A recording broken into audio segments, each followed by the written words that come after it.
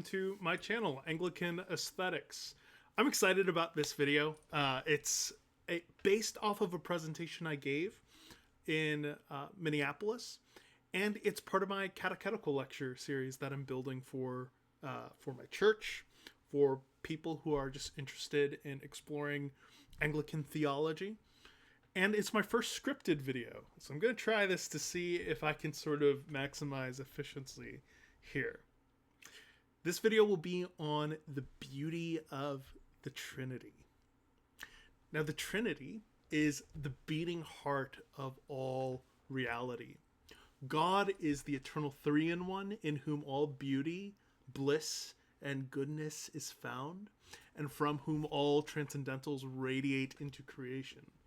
Beauty, goodness, and truth are the echoes of the excellencies of God's nature, the triune God's nature in creation.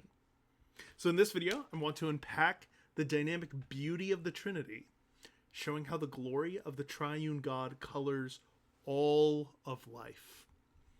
I want to start by thinking about love. Now, love is sort of what makes life worth living, right? So why do we befriend people at all? Hopefully, you don't seek friendship in order to get something, like a warm meal. Hopefully, you're not making friends so that they can cook you dinner. But rather, you order the goods of your life to spend time with friends, spouses, families, people. Love is this dynamic back and forth gift in which being is poured into being. It is this free gift in which people mutually give themselves to each other in order to mutually enrich each other. And that's sort of the shape of all reality, right? So if you think about trees take in oxygen and turn it, or rather take in carbon dioxide and turn it into oxygen. They take in nutrients and produce fruit.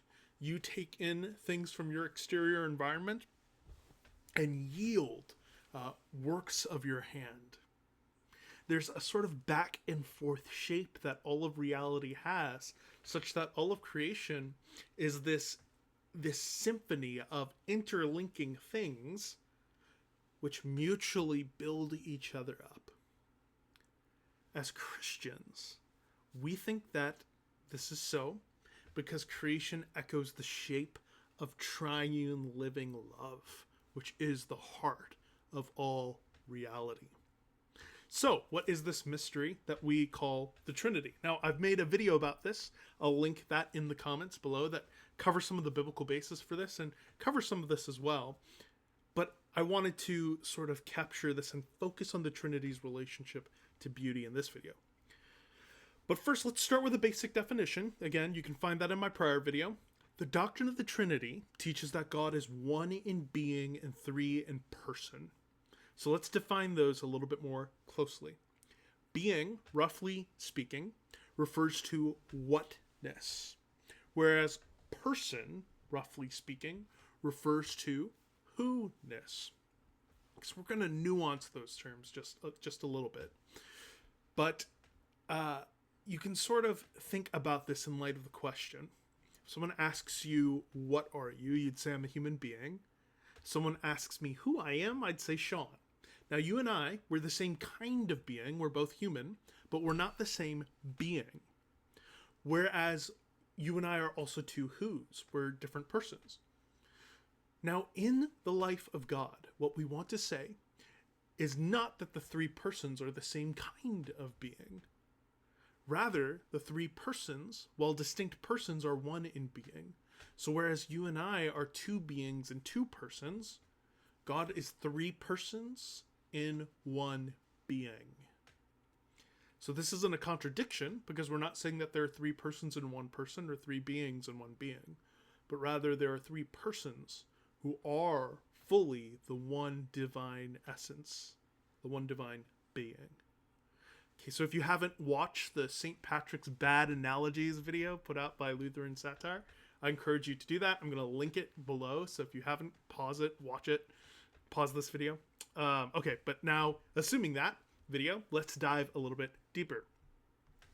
So we want to say that each person is truly and wholly God, yet distinct from each other. So in the traditional language, that means that each person is a subsistence of the divine nature. Now, what do we mean by that? Well, imagine, if you will, a line segment from A to B. Okay? Now, that line segment AB conceptually can run the other way, from B to A. Now, technically and geometrically, this line segment AB and BA are the same line segment. But conceptually, what this does for us is that we can conceive of them in different ways. So, insofar as you draw a B, there exists within the same movement a movement from B to A, conceptually. So this gives us a sort of conceptual handle on what it could mean to say that the persons are ways that the divine essence is. In other words, they are co-eternal modes of being. So this isn't modalism, because we're not saying that God puts on his Father face and then puts on his Son face, but rather the persons are what we call personal modifications or modes of divine being. Okay, so let's dive into this a little bit. So what we want to say is that the Father is the one single divine nature in the mode of paternity. The Son is the one single divine nature in the mode of filiation or begottenness. And the Spirit is the divine nature in the mode of spiration. So when we say that the Father is the divine nature in the mode of paternity, what we mean is that the Father is the one who gives all that he is to the Son. To be a father is to assume a son, and so if the Father was the Father eternally, that means he eternally begot or begets the Son.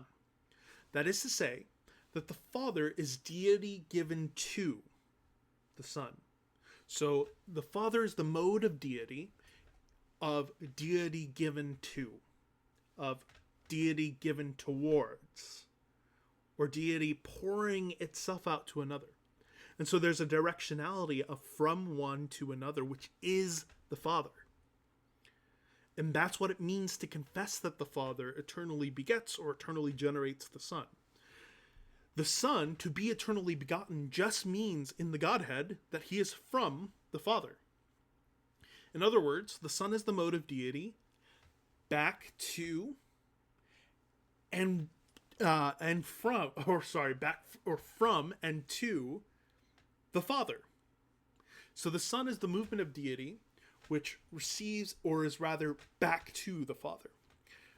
He is the mode who, as the mirror of the Father, gives his deity back to the Father. So the Father gives himself in full to the Son, and the Son, eternally, having received his deity from the Father, returns that. And so there is this co-eternal movement in which the Father gives all that he is to the Son, and the Son returns all that he is to the Father. And this movement never had a beginning, but was co-eternal, coexistent. So whence the Holy Spirit. The Spirit in this movement is the mode of deity in which the Father gives himself to the Son, and the Son returns himself to the Father. In other words, the Spirit is deity to and from. So if we sort of plot this along on our conceptual line segment, right? You can sort of think it from A to B, okay? That first movement, quote unquote first in the procession of persons, is the Father. That movement from B to A, back from B to A, is the Son. And the Spirit is, as it were, the movement from A to B and B to A. So the self-same line segment sort of conceived in different ways, but now the persons, the difference and the key difference, and this is where the analogy of course breaks down, is that the persons aren't merely conceptual differences in the Trinity, but rather the persons are ways, co-eternal ways in which the one divine nature subsists. And the Spirit is the one in whom the Father gives himself to the Son, and in whom the Son returns himself to the Father, and in this way proceeds from the Father through the Son as their bond of love. So briefly, how do we get this from Scripture? Okay, so Hebrews 1:3, this is where eternal generation is critiqued all the time and really unjustly. You often hear in sort of New Testament scholarship that, well, it has no biblical basis. I think that's false. And I'm going to argue that here. So Hebrews 1:3, we're told that the Son is the imprint of the Father's nature and the radiance of his glory. Think about the imagery of radiance. Radiance is something that shoots out from the thing radiating. That's an image of begetting. That's what we mean by begetting, right? The Son is also called the Word of the Father in John 1 through 18. Now, Jonathan Edwards gives what's been a helpful analog for me in thinking about this. Hopefully it's helpful to you as well. And he writes the following. If a man could have an absolutely perfect idea of all that passed through in his mind, all the series of ideas and exercises in every respect, perfect as to order, degrees, circumstance, etc., for the last hour, he would really, to all intents and purposes, be over again what he was in that last hour. And if it were possible for a man, by reflexive thought, by a perfect reflexive thought, to contemplate all that is in his own mind in an hour, as it is, and at the same time, that is there in its first and direct existence, a man would really be two during that time. He would indeed be double. Okay, so let's unpack what Edwards means here. Consider what you ate for breakfast yesterday. Now consider the sensations and circumstances as best as you can, and relive that memory of you eating your breakfast. Edwards' point is that if you could do this perfectly, such that you could recall the total contents of consciousness, so not merely passive awareness, but you could recall the entire memory while also keeping perfect awareness of your surroundings here, in your consciousness there would be two sort of inflections. There would be in your conscious experience the reliving of what you were in the past hour, and your perfect presence in this present moment. So memory is this kind of faint echo of the Trinity in the human mind. So applied to the Triune God, here's what we might say. The Father eternally contemplates supreme value. That is to say, he contemplates as the God who is good, right? The fount of goodness. He contemplates all that is beautiful, good, lovely, and excellent. But since the divine essence just is the font of the beautiful, the good, and the excellency of all being, the Father contemplates himself. In other words, when the Father contemplates that which is excellent, that which is lovely, that which is good, he is just contemplating his own nature as the paradigm of all that is good, all that is beautiful, all that is lovely. And so when the Father contemplates all that is good, all that is lovely, all that is perfect, he is in that moment forming a perfect idea of the divine excellencies. And the claim is that the Word, the Logos, is the Father's self-contemplation of the excellencies of divine nature. So just as one might speak to themselves in their mind, so the Father's thought recapitulates all excellencies to himself. And in this way, the Son is the Father's grasp of value, or the Father's self-utterance, the divine word, the infinite evidence or infinite content of the excellency of divine being. So in this way, insofar as the Father contemplates all that is good eternally, all that is lovely, and therefore always gazes at the Son who is the Father's eternal self-contemplation, he is the first movement of deity and therefore the principle, as the tradition affirms, of the divine essence. He is the divine essence in subsisting towards the Son. Now, Edwards' model here, it's often been critiqued for an infinite regress problem, right? If the Father contemplates himself, then that generates the Son. Well, what happens when the Son contemplates himself? Wouldn't that generate a third? Oh, well, that's the Spirit. Okay, well, what if the Spirit contemplates himself, and a fourth, and a fifth, ad infinitum, right? Here's how I think we can answer that objection. The Son is the mirror of the Father. and the exact imprint of his nature. And so as the Father contemplates himself in the Son contemplates himself in the Father. In other words, because there is, quote unquote, already one who is the radiance, who is the perfect sort of correspondent to the Son's divine excellencies, namely the Father, the Son need only look back to the Father, and in this way he mirrors the Father. The Son is the one who gives himself back in love. And he gives himself back precisely because he is begotten, and thus is the image of the begetter.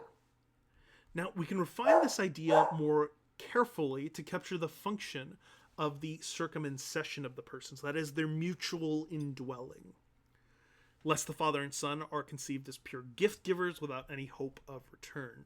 So when the Father contemplates supreme value, his perfect idea of himself, this idea, if it is truly perfect, contains a view of God's own self-contemplation. So the Father contemplates himself in the Son, and in the Son sees a sort of image of the Father's self-contemplation, which is the Father's gaze back to the Son. And so when the Father sees himself in the Son, he sees also the Son's self-return to the Father. And the Spirit, then, as I've suggested, is the movement of deity from the Father to the Son, and from the Son back to the Father. Lawrence Feingold, in a really excellent book, puts it this way. The Son comes forth from the Father as his word uttered. The Word then breathes forth love for the Father, giving himself back to him. And the Father, likewise, by the same perfect impetus, gives himself to the Son. The Spirit proceeds thus, from the mutual and eternal self-gift of the Son to the Father, and the Father to the Son. Thus the Spirit proceeds from the Father and the Son as the bond of unity. The Filioque is not just an abstruse point of theological speculation, but something that is existentially vital. If the Spirit proceeds from a love that is agape, how could that love be one-sided? So in other words, when the Father gazes at the Son, he sees in the Son an assuredness of the Son's self-return. And this mutual seeing is the Spirit. Or this, so the bond in which the Father gives himself to the Son and the Son returns himself to the Father is the Holy Spirit. Okay. So in this way, the Spirit has been conceived kind of analogically as an internal impulse in deity of movement towards, wherein the persons are moving towards each other, by which love proceeds and which is wholly God, since the Holy Spirit is a subsistence of the whole divine essence. As we learn from the economy that the Spirit rests on the Son from the Father, and also is sent by the Son, insofar as the economy is fitting because it reflects the eternal processions, the Spirit is therefore the one in whom the Father and Son are made known. Just as that conceptual line segment, remember, ABA, may go from A to B and then from B back to A, while both being numerically identical with that one sort of thing, that one line segment, in this sort of way, in this sort of conceptual analog gives us a handle, a kind of conceptual handle, by which to think about the fact that the Spirit is really the divine essence and the eternal back and forth of love. So the Father, in this way, begets the Son in the Spirit, and the Son filially returns himself to the Father in that self-same Spirit. Okay, so really wonderful mysteries there. There's something deeply mysterious, deeply beautiful about this. But why does this matter? So in the next few videos, in this video, I'm going to unpack one way, and I'm going to unpack 3 ways in total in 3 videos, and 2 more videos after this. But first, I want to say that the Trinity reshapes our experience of beauty. In the next video, I'm going to argue that the Trinity grounds the primacy of love in human experience. And then third, I'm going to argue that the Trinity reframes what it means to be saved. I'll just focus on the Trinity's relationship to our experience of beauty. So to do this, I want to read you a chapter of a book I had been writing, which was rejected by publishers. But I thought I reworked it a little bit, and I thought this actually could make a good script. So these are features of beauty, which I think will fit well if beauty is ultimately an echo of God's triune life. Here's what I want to submit. That beauty is the gravitas of love. And gravitas, I mean in the old Latin sense of the word, which was used by Cicero, right? So gravity of love, but gravitas by Cicero was this idea of this weighty sort of impression. If you have gravitas, you walk into a room and then all eyes are on you, right? So there's this sense of weightiness which draws things to itself. Beauty, I want to suggest, is the impression of the dynamics of triune love which draw things to itself and is experienced as the delight of love. So what it feels like to be in the pull of beauty, so if you were sort of cruising by a black hole and you were being pulled into that black hole, gravity at that point feels like something. So what it feels like to be in the orbit of beauty is love on the human soul. So why do people cry when they're looking at the stars? Why do people propose in front of a sunset? I want to argue it's because that is a context of love. Beauty is the impression of triune love in creaturely reality. Okay. So here are some features that I think fit with this account. So this account isn't necessarily proven by these features, but I think it fits very, very well. First, beauty has this gratuitous ultimacy. And here's what I mean. Beauty is sought for its own sake. So whereas I might build a bookshelf in my apartment to house books or work for a paycheck to provide for my family, I don't look at a painting in order to obtain some other necessity for my life. Snowflakes, music, poetry, and the canvas of an autumn forest are all delights for their own sake. A star-speckled sky greeting our world on a cold winter night summons the courage to stand out in the cold and look up. Even while cold gnaws at the bone, I rush to greet heaven's nightly greeting for no other reason than that it is lovely in itself. The world's abundant with these kinds of joys. One of my favorite quotes from Emerson, Ralph Waldo Emerson, reads as follows. This is from his Essays, the great classic series of essays he's written. We've crept out of our close and crowded houses into the night and morning, and we see what majestic beauties daily wrap us in their bosom. How willingly we would escape the barriers which render them comparatively impotent, escape the sophistication and second thought, and suffer nature to entrance us. The tempered light of the woods is like a perpetual morning and is stimulating and heroic. Who hasn't felt the joy of seeing the sun dancing on the edge of the horizon with golden fanfare spread across the sky right before it hides under the cover of night? That's a joy sought for its own sake. No one looks at that to fill their bellies, but you do look at it to fill your soul. The experience of joy strikes us as a gift. When I squint my eyes to see the patterns of snowflakes on a glass window, I feel profoundly grateful to be alive. The laugh of a young mother with her child evokes the sense it is good to be alive. Beauty comes to the soul as a fireplace in winter, providing the kind of warmth and satisfaction that makes us feel at home. It is as though light dancing on the earth is, as it were, an echo of a dance to which we are graciously invited. The gratuity of beauty is therefore twofold. It is sought for its own sake, and is somehow given and experienced as a gift which evokes gratitude. Feature number 2. Beauty is gratuitously, generatively diffusive. It is generatively diffusive. Okay, so Beauty begets and animates life beyond its initial appearance in our midst.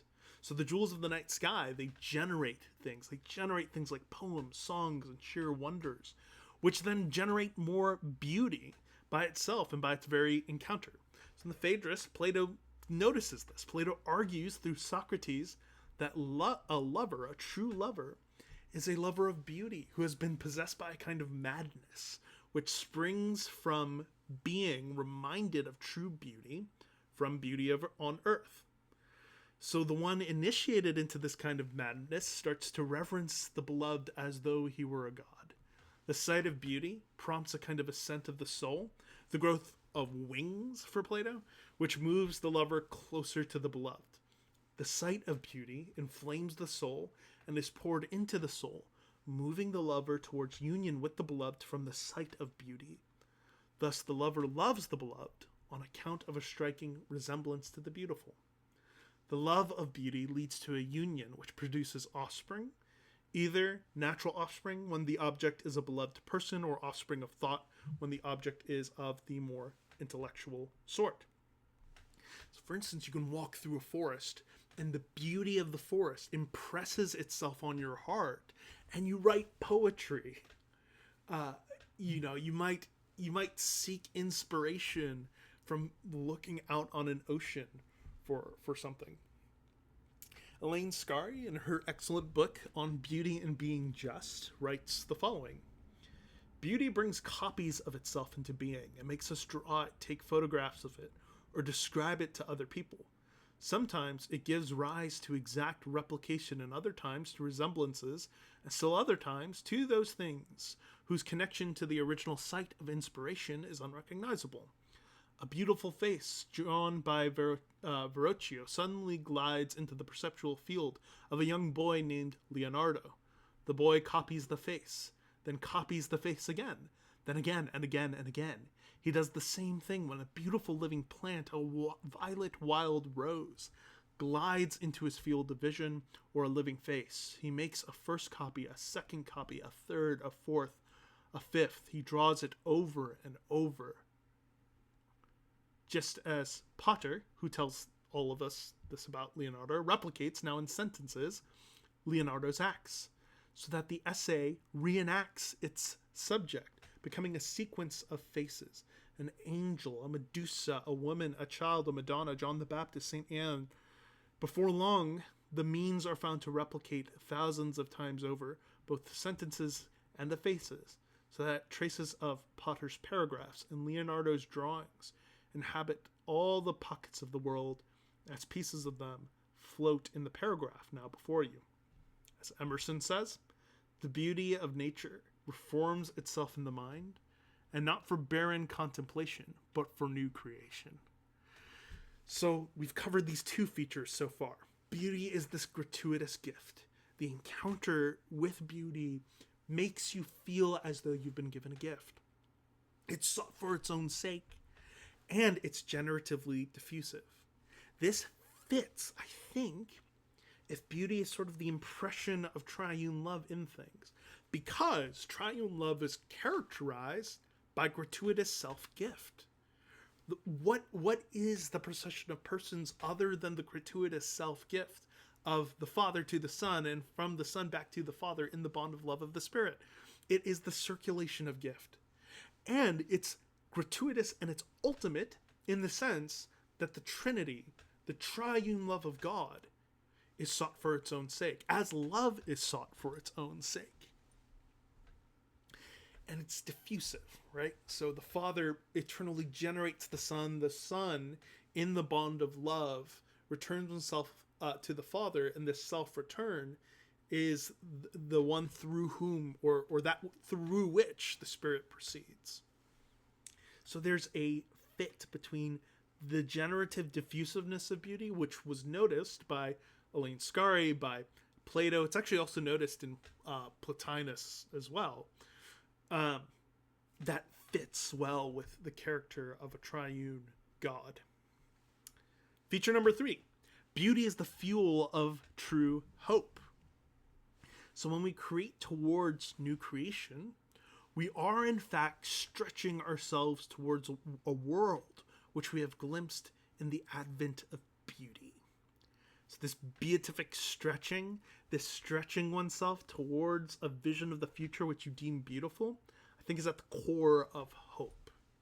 Francis Pieper, in his book on hope, argues that true hope exists in the tension between magnanimity, the aspiration towards greatness, and humility, the sort of humble recognition of my own finitude in stretching towards greatness. I can't bring it about.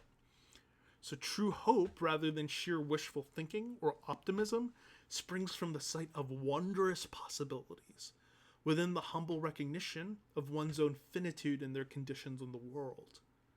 I don't hope to be an omniscient deity, given the glimpse of my finitude. I don't hope to have wings either, right? Given an apprehension of my own nature as a human being. And yet I hope to kiss my wife when I get home, right, from work. Hope, true hope and not vain fantasy, flows from the imagination's vision of some beautiful sight, which is realizable in the world. Beauty often breaks into our experience as the bearer of new and powerful possibilities for the world. So I want to read you this poem by William Wordsworth, which I think captures this pretty well. It's called She Was a Phantom of Delight. So, she was a phantom of delight when first she gleamed upon my sight, a lovely apparition sent to be a moment's ornament, her eyes as stars of twilight fair, like twilights, too, her dusky hair. But all things else about her drawn from Maytime and the cheerful dawn, a dancing shape, an image gay, to haunt, to start, and waylay. I saw her upon nearer view, a spirit, yet a woman too, her household motions light and free, and steps of virgin liberty, a countenance in which did meet sweet records, promises as sweet, a creature not too bright or good for human nature's daily food, for transient sorrows, simple wiles, praise, blame, love, kisses, tears, and smiles. And now I see with eye serene the very pulse of the machine, a being breathing thoughtful breath, a traveler between life and death. The reason firm, the temperate will, endurance, foresight, strength, and skill, a perfect woman, nobly planned, to warm, to comfort, and command. And yet a spirit still and bright, with something of angelic light. So the woman in the poet's sight is this embodiment of the very self-same melody that rings in twilight's hues. That's why it coordinates them, the two. All things about her draw from the cheerful dawn, as though her beauty were the tiding of a new day. In her, the poet sees the possibility of human nature's daily food, shared smiles, laughs, tears, joys, praises, a life together. The hope-inducing of power of beauty is not limited to romance. I want to read you part of another poem. In the 5th and 6th stanzas of his Hymn to Intellectual Beauty, Percy Shelley writes the following. Now, quick note, intellectual beauty is not sort of just cognitive beauty up here. It draws from Plotinus, who sees intellectual beauty as sort of the true beauty that shines in all beauty, the true beauty that the intellect perceives in every single instance of beauty. Okay, so Shelley writes the following. While yet a boy, I sought for ghosts and sped through many a listening chamber, cave and ruin, and starlight wood, with fearful steps pursuing hopes of high talk with the departed dead. I called on poisonous names which our youth is fed. I was not heard, I saw them not, when musing deeply on the lot of life, at that sweet time when winds are wooing all vital things that wake to bring news of birds and blossoming. Sudden thy shadow fell on me. I shook and clasped my hands in ecstasy. I vowed that I would dedicate my powers to thee and thine. Have I not kept my vow? With beating heart and streaming eyes, even now I call the phantoms of 1,000 hours, each from his voiceless grave, They have envisioned powers of studious zeal or love's delight. Outwatched with me the envious might, they knew that never joy illumined my brow, unlinked with hope that thou wouldst free this world from its dark slavery. That thou, O awful loveliness, wouldst give whatever these words cannot express. It's one of my favorite poems. So the poet, having failed to connect with the spirit of the dead, awakens to beauty via the first stirrings of spring. When new birds and blossoming arrives, the shadow of pure beauty falls on him and induces sheer ecstasy. He then dedicates his life to the proclamation of beauty, with hope that beauty would free this world from its dark slavery. The vision of a world under the shadow of beauty's pure light animates the poet's entire life pursuits. So beauty gives us a glimpse into a world that might be in the midst of a world that is. Beauty inspires and fuels hope. Okay, so feature 4. Well, let me back up. So think about how that corresponds to the Trinity, right? So if beauty really is the impression of triune love, then the reason why it inspires hope would be because in the glimpse of beauty, we taste that last end for which we were made. We taste, as it were, a promise of the way the world could be. A world suffused with the glory of our last end, the love that is at the heart of all reality, the triune God. So beauty induces hope because the one whom all our hearts hope for, whether we know it or not, is the one appearing in beauty, is the one whose gravitas is emanating in the experience of the beautiful. Okay, so feature 4. Beauty is the medicine for the wounded soul. Think about the experience of trauma. Trauma can darken the heart. It can fracture your sense of self. And the world often loses any sense of stability in trauma. So Timothy Patitsis is an Orthodox priest who works with combat veterans, and he writes the following. Trauma results from a very powerful encounter with ugliness, especially if that ugliness strikes us as a kind of revelation, disclosing to us the real truth about the world. So think about Elie Wiesel. This paragraph in his book Night has stuck with me. It's a very powerful paragraph. Sees a child being hung, and he writes the following. He was a survivor of Auschwitz, of a concentration camp. Writes the following. But the third rope was still moving. The child, too light, was still breathing. So he remained for more than half an hour, lingering between life and death, writhing before our eyes. And we were forced to look at him at close range. He was still alive when I passed him. His tongue was still red, his eyes not yet extinguished. Behind me I heard the same man asking, for God's sake, where is God? And from within me I heard a voice answer, where is he? This is where, hanging here from this gallows.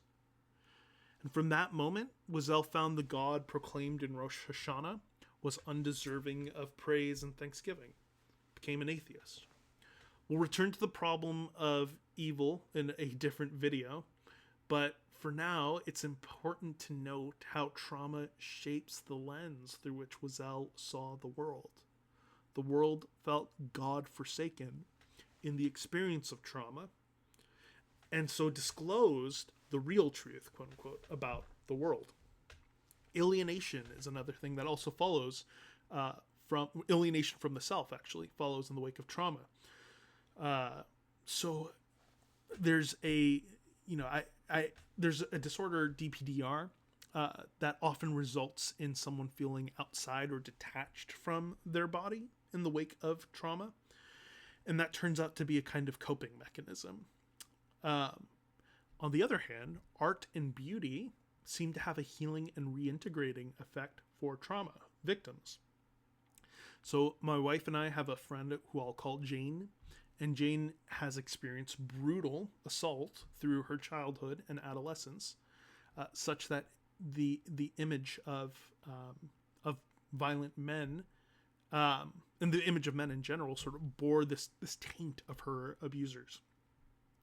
So whenever she approached the Old Testament narratives of violence, like the end of Judges, she'd feel trauma and traumatic memories welling to the surface. So she couldn't read it without re-experiencing trauma.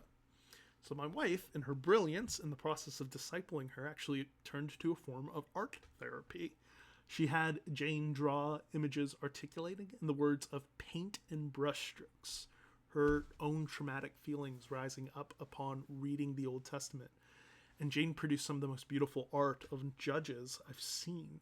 So she narrated her own experience of sexual assault through the account at the end of Judges, and found an expression of her own trauma in Scripture, and then found she was able to read Scripture as a way of re-narrating her own story.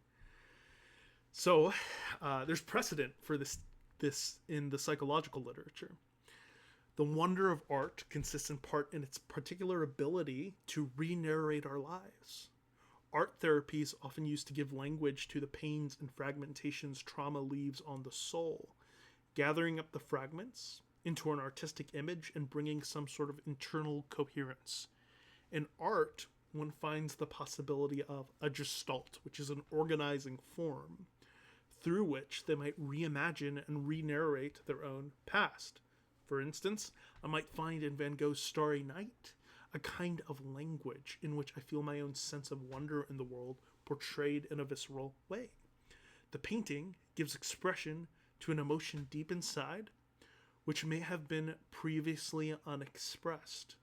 I might find in the turbulent brushstrokes of a particular painting an externalization of turmoil in my own soul, and thereby come to understand through an external image something of my own emotional landscape. Art, through the gift of image, gives the imagination more tools by which we might understand the movements of our own souls. You find this medicinal effect of beauty even delivered through music therapy. That's given language to countless people. Charles Taylor writes this about Mozart's minor quintet. The Mozart G minor quintet gives us a powerful sense of being moved by something profound and archetypical, not trivial and passing, which is both immensely sad, but also beautiful, moving, and arresting. We can imagine being moved in some analogous kind of way by some beautiful story of star-crossed love, of loss or parting, but the story isn't there. We have something like the essence of the response without the story. So the beauty inscribed in Mozart's quintet is a sort of language. It's a sort of story being told in musical image. This is why I think we enjoy movies with particularly fitting musical scores. So Ludwig Göransson's score, Can You Hear the Music, in Oppenheimer comes to mind, enhances the movie by expressing the story of the film in language, in sort of aesthetic language. Now, beauty's healing power, I think, lies in the latent power of beauty to re-narrate the wonder of a life. Our sense of selfhood is largely constituted by narratives that we imagine ourselves to be inhabiting. If some incredible illness or trauma casts its shadow over my world, I start to see sunlight's hues dimmed by the shadow. My life is lived in a horizon that's constrained by trauma.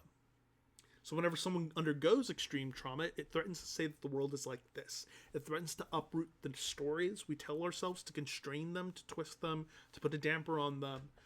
But beauty comes like a herald of good news in the midst of a traumatic exile.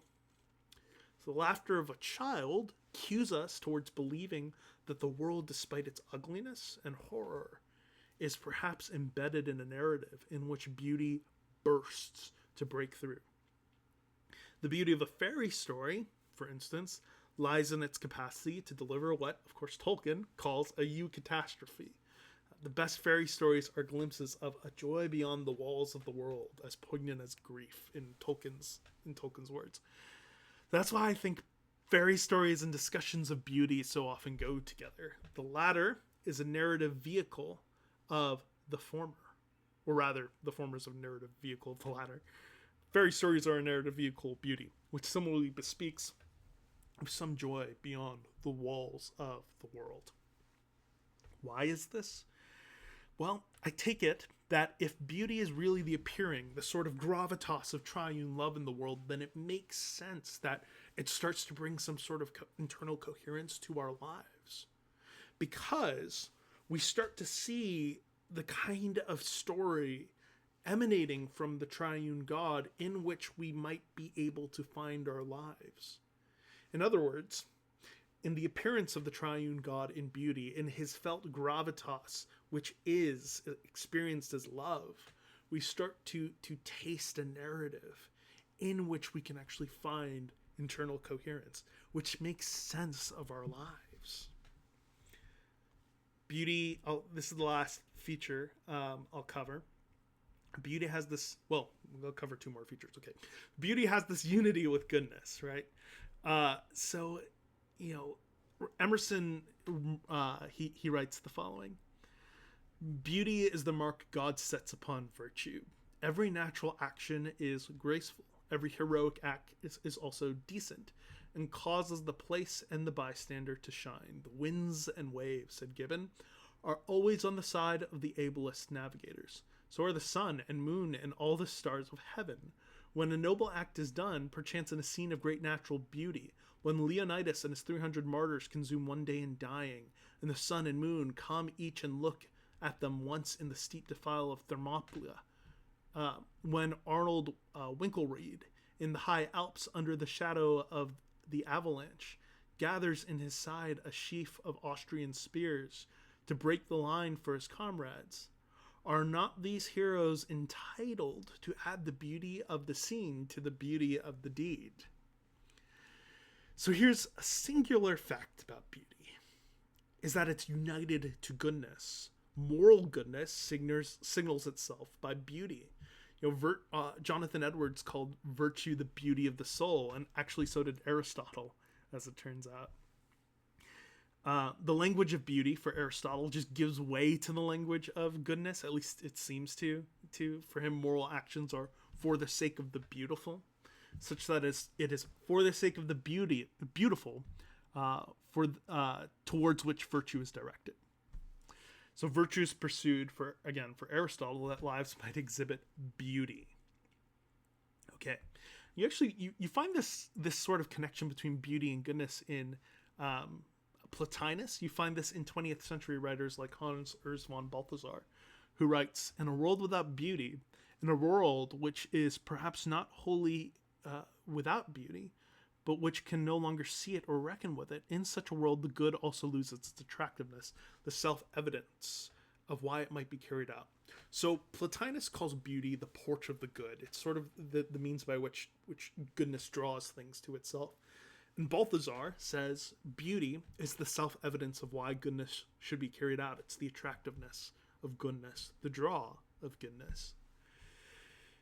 And that's really interesting. And it has this tight unity with goodness, which again makes sense if beauty is the sort of gravitas, the pull of triune love in the world. The triune being of God is this organic principle of unity between beauty and goodness. And lastly, this is such an interesting experience of beauty, or an interesting observation about beauty, that beauty engenders love in the soul. We've covered the fact that Plato thinks this. Plotinus thinks that love is concerned with pure beauty as its object, and Augustine thinks that beauty is the attractive force uniting us to those things we love most deeply. I mean, think about this. So the most fitting language Shakespeare can use to describe his beloved is the language of A Midsummer's Eve, right? Emerson, he writes the following: "The lover cannot paint his maiden to his fancy poor and solitary. Like a tree in flower, so much soft, budding, and forming loveliness is a society for itself. And she teaches us why beauty was ever painted with loves and graces attending her steps. Her existence makes the world rich. The lover sees no resemblance except to summer evenings and diamond mornings, to rainbows and song of birds. So roses are a fitting crown, bedecking your spouse's hair, and the cool, crisp air of the forest is the frame sweetening memories of walks with your dearest friends. So my companions, my friends, they light up my world, right? They add a hue to my world. Now, why is there this strong kinship between beauty and love? Dietrich von Hildebrand once argued that love is a response to the beauty of the beloved. Love is a perception not only of the realized beauty of its object, but includes elements of faith and hope insofar as it sees the potential beauty of its object as well. Love is fundamentally, for von Hildebrand, an affective aesthetic response. It's a response to beauty. Now, why would he think this? Well, when I love a dear friend, for instance, saying I long for their good, right? Aquinas talks about love as the willing of the good for your beloved. Then I desire the good of my beloved friend, and I want to see them caught up in an overall life story which brings out their best and the best for them. But since love is particular, it's not just general. That means I must imagine a particular kind of beauty of the beloved. And so I might buy one friend a book, another friend a grill, right, in accordance with the joys and goods that bring out beauty in them. So I want to submit to you, beauty in its wake engenders love in the human heart, right? The experience of beauty engenders particular love, right? So if you see particular beauty in your friend, that engenders and evokes a way to love them particularly. And I want to suggest that it's because the reason beauty leaves love in its wake is because the triune God, when he draws things into himself, into his own life, leaves love in his wake. That is the core of deification. So the Trinity completely reframes, I think, our experience of beauty. Tell me what you think in the comments. I find the world so much richer viewing my experience of beauty as this sort of entrance, this pull into the triune life of God, this glimpse of the dynamics of triune love. I think that's right. Let me know what you think in the comments. And I hope this video is helpful to your own reflection, meditation on the wonder of the Trinity. God bless.